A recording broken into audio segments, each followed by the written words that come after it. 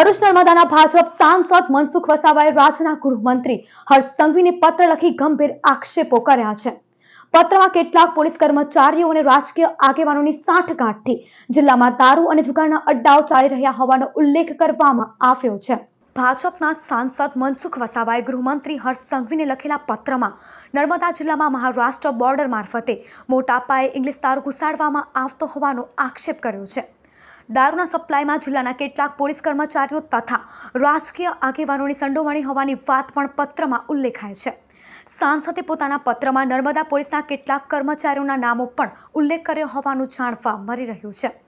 સાથે જ દારૂ સપ્લાય થતો રૂટ પણ દર્શાવ્યો છે, જેમાં ઉમરલા, રાજપારડી, કરજણ અને શિનોર સુધી દારૂ પહોંચાડવામાં આવતો હોવાનો આક્ષેપ કરવામાં આવ્યો છે. પત્રમાં ખાસ કરીને આમલેઠા પોલીસ સ્ટેશનની કામગીરી અંગે પણ સવાલો ઉઠાવવામાં આવ્યા છે. સાંસદે આ સમગ્ર મામલે એક પત્ર નર્મદા જિલ્લા પોલીસ વડાને રૂબરૂમાં આપ્યાનું જણાવ્યું છે.